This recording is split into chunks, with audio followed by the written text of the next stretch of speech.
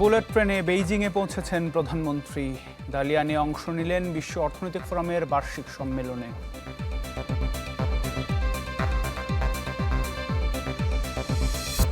দশ বছর জলাবদ্ধ ডিএনডি বাঁধ এলাকার ২২ লাখ মানুষ, ১৩০০ কোটি টাকা গচ্চায় দায়ীদের জবাবদিহির তাগিদ।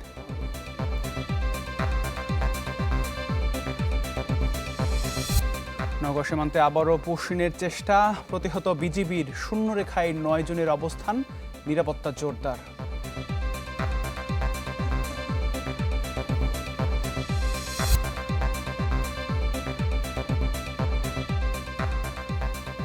দর্শক আমন্ত্রণ চ্যানেল 24-এর বিকেল ৪টার খবরে। শুনছিলেন সিলন ফ্যামিলি ব্লেন্ডটি শিরোনাম, সাথে আমি আতিকুর রহমান। পুরো খবরে যাব। রাষ্ট্রীয় সফরে চীনের রাজধানী বেইজিংয়ে পৌঁছেছেন প্রধানমন্ত্রী তারেক রহমান। স্থানীয় সময় দুপুরে দালিয়ানের উত্তর রেলওয়ে স্টেশন থেকে বুলেট ট্রেনে বেইজিংয়ের উদ্দেশ্যে যাত্রা করেন প্রধানমন্ত্রী ও তাঁর সহধর্মিণী ডাক্তার জুবাইদা রহমান। এর আগে বিশ্ব অর্থনৈতিক ফোরামের বার্ষিক সম্মেলনের মূল অধিবেশনে যোগ দেন প্রধানমন্ত্রী। এতে ৯০টিরও বেশি দেশ ও অঞ্চল থেকে রাজনীতিবিদ, ব্যবসায়ী, শিক্ষাবিদ সহ ৭০০রও বেশি প্রতিনিধি অংশ নিয়েছেন। দালিয়ানের মতো বেইজিংয়েও ব্যস্ত সফরসূচি তারেক রহমানের। বৈঠক করবেন চীনের রাষ্ট্রপতি শি জিনপিংয়ের সাথে। সই হতে পারে বেশ কয়েকটি সমঝোতা স্মারক।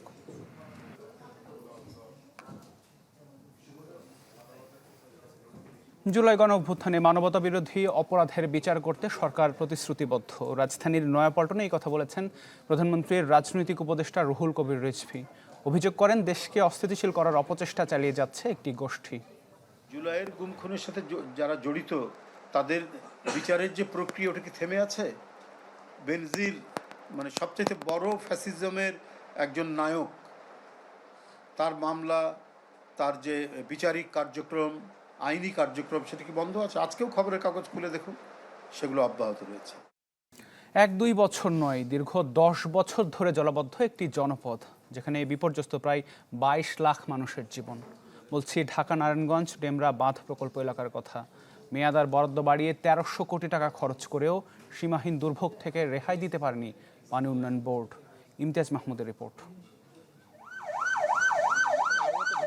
মাতুয়াইলের শামীমবাগের একটি কারখানায় আগুন নেভাতে ছুটছিল দমকল বাহিনীর গাড়ি। তবে আগুন নেভানোর আগে এখানে জয় করতে হয় জলাবদ্ধতা আর ভাঙা রাস্তা। প্রায় ২২ লাখ মানুষের যাতায়াতে এমন ভোগান্তি ১২ মাসের। গুগল ম্যাপ থেকে পাওয়া ছবি থেকে দেখা যায় ২০১৩ সালে এখানে ছিল পাকা রাস্তা আর ফসলি জমি, কিন্তু ২০২৩ ও ২৫ সালের ছবিতে দেখা যায় শীতের মৌসুমেও তলিয়ে আছে রাস্তা। এই রাস্তা দিয়ে আমাদের আসলে কোনো উপকার আসে না। যখন বৃষ্টি হয়, বৃষ্টি হলে এই কোমর পানি হয়ে যায়, এখানে গাড়ি উল্টাইয়া পড়ে যায়, কিন্তু সরকারের কোনো পদক্ষেপ নেয় না। ঢাকা নারায়ণগঞ্জ ও ডেমরার ৫৭ বর্গ কিলোমিটার এলাকায় ১৯৬২ সালে নেওয়া হয়েছিল ডিএনডি সেচ প্রকল্প। উদ্দেশ্য ছিল বন্যা ও জলাবদ্ধতা থেকে ঢাকাকে রক্ষা করা, কিন্তু ১৯৮৮ সালের পর থেকে অপরিকল্পিত নগরায়নে বদলে যায় বাস্তবতা। হাড় ভাঙা, পা ভাঙা এইসব রুগী নিতে গেলে তো আরও খুব বেশি ক্ষতি হয়, রাস্তাটা যাওয়া যায় না, খুব কষ্টজনক। একটা মানুষ মারা গেলে যে লাশ নিয়ে যাবে, সেটাও তো নেওয়া খুব কষ্ট। প্রতিদিন মনে করেন প্রায় অ্যাক্সিডেন্ট হচ্ছে, গাড়ি টাড়ি। হ্যাঁ, মানে এই দুর্ভোগ আমি এই ৭-৮ বছর ধরে এই অবস্থা। জলাবদ্ধতা বাড়তে থাকায় ডিএনডি প্রকল্পের দ্বিতীয় ধাপ শুরু হয় ২০১৬ সালে। ৫৫০ কোটি টাকার ব্যয় বেড়ে দাঁড়ায় ১৩০০ কোটিতে। সময়ও বাড়ানো হয় ৪ বছর। অবশেষে ২০২৪ সালে কাজ শেষ হলেও মেলেনি সমাধান। পর্যাপ্ত ড্রেনেজ ব্যবস্থা না থাকায় পানি জমে থাকে বছর জুড়ে। পাম্পগুলো যখন চলছে তখন পানি আসে না, অর্থাৎ খালে পানি আসছে না, খালগুলো দখল হয়ে গেছে।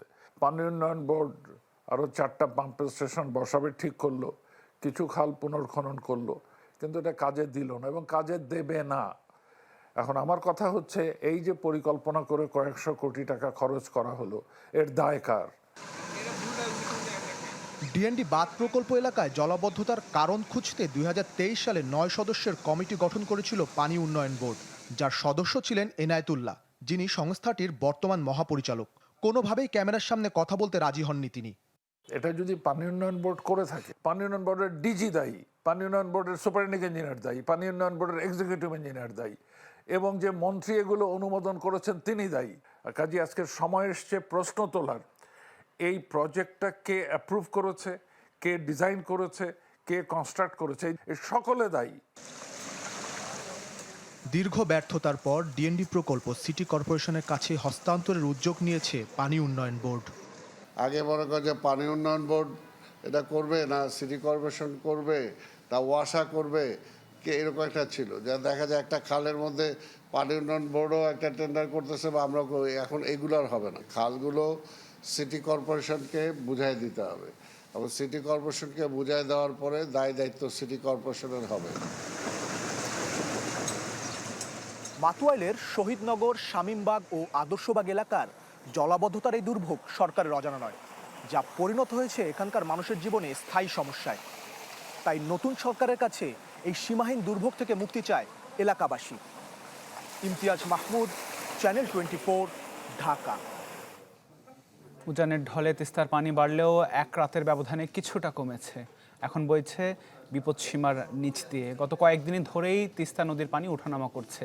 এতে নিম্নাঞ্চল এবং চরাঞ্চলের মানুষ আছেন বন্যা আতঙ্কে। তবে মৌসুমি ফসল না থাকায় কৃষিতে ক্ষতির সংখ্যা তুলনামূলক কম। পানি উন্নয়ন বোর্ড জানিয়েছে আগামী 48 ঘন্টায় ফের বাড়তে পারে পানি। এদিকে রংপুরে দ্বিতীয় তিস্তা সেতুরক্ষা বাঁধের ভাঙন এলাকা পরিদর্শন করেছে এলজিইডি টিম। নওগাঁর পাতাড়ি সীমান্তে নারী ও শিশুসহ 9 জনকে আবারও পুষ্টিনের চেষ্টা করা হয়েছে, তবে তা প্রতিহত করেছে বিজিবি জানায় ভোরে আদাতলা বিওপির আওতাভুক্ত পাতাড়ি সীমান্ত এলাকার 44 নম্বর মেইন পিলারের কাছে কয়েকজনকে ঘোরাঘুরি করতে দেখে টহল দল। পরে জানা যায় তাদের পুষ্টিনের চেষ্টা করে ভারতের 29 বিএসএফ ব্যাটালিয়নের এলেনপুর ক্যাম্প সদস্যরা। তাদের মধ্যে 3 জন পুরুষ, 3 জন নারী এবং 3 শিশু রয়েছে। বর্তমানে তারা শূন্যরেখায় অবস্থান করছে। এদিকে সীমান্তে নিরাপত্তা ব্যবস্থা জোরদার করেছে বিজিবি। এইচএসসি পরীক্ষায় কোনো শিক্ষার্থী নকল করলে ব্যবস্থা নেওয়া হবে সংশ্লিষ্ট শিক্ষা প্রতিষ্ঠানের প্রধানের বিরুদ্ধে। এই কথা জানিয়েছেন শিক্ষামন্ত্রী এহসানুল হক মিলন। হুঁশিয়ারি দেন 2 জুলাই হতে শুরু হতে যাওয়া পরীক্ষায় প্রশ্নপত্র ফাঁস হলে কাউকে ছাড় দেওয়া হবে না। একজন এসএসসি পরীক্ষার্থী, তার বয়স 16 বছর। আমরা সেই নকল পাওয়াটাকে ওই জুবিনিয়াল একজন আন্ডার এজকে আমরা পানিশমেন্ট দিতে পারি না। It's not proper.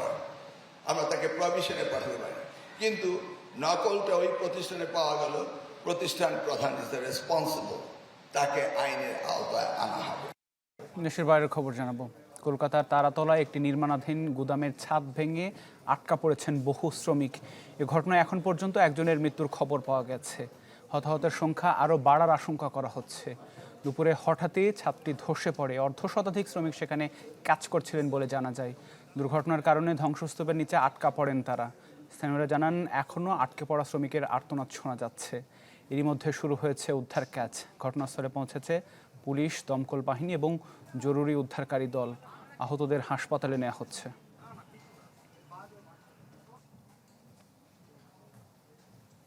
কংগ্রেসের অনুমোদন ছাড়া ইরানের বিরুদ্ধে সামরিক অভিযান চালানো থেকে ডোনাল্ড ট্রাম্পকে বিরত রাখতে প্রস্তাবে অনুমোদন দিয়েছে মার্কিন সিনেট। 50-48 ভোটে প্রস্তাবটি অনুমোদিত হয়। যদিও এটি আইনি বাধ্যবাধকতা তৈরি করে না, তবে ট্রাম্পের ইরান নীতি নিয়ে কংগ্রেসে বাড়তে থাকা উদ্বেগের প্রতিফলন হিসেবে দেখা হচ্ছে এই প্রস্তাবকে। এর আগে প্রতিনিধি পরিষদেও চলতি মাসে একই ধরনের প্রস্তাব পাশ হয়। যদিও ট্রাম্প এই ভোটকে অর্থহীন ও ভুল সময় নেওয়ার সিদ্ধান্ত বলে আখ্যা দেন। এদিকে ইরান যুদ্ধে ব্যবহৃত অস্ত্র ও সামরিক সরঞ্জাম মজুতের জন্য কংগ্রেসের কাছে $80 বিলিয়ন অতিরিক্ত বরাদ্দ চেয়েছে পেন্টাগন।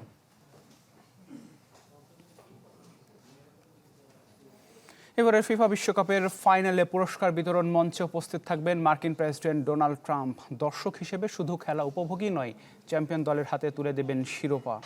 বিষয়টি নিশ্চিত করেছেন ফিফা সভাপতি জিয়ান্নি ইনফান্তিনো। আগামী 19 জুলাই নিউ জার্সিতে গড়াবে বিশ্বকাপের ফাইনাল ম্যাচ। সেখানে বিজয়ী দলের অধিনায়কের হাতে যৌথভাবে ট্রফি তুলে দেবেন ট্রাম্প ও ইনফান্তিনো। সাম্প্রতিক বিশ্বকাপগুলোতে এককভাবে ট্রফি দিয়ে আসছিলেন ফিফা সভাপতি, তবে এবার সেই প্রথা ভেঙে ট্রফি প্রদানে যুক্ত হচ্ছেন মার্কিন প্রেসিডেন্ট।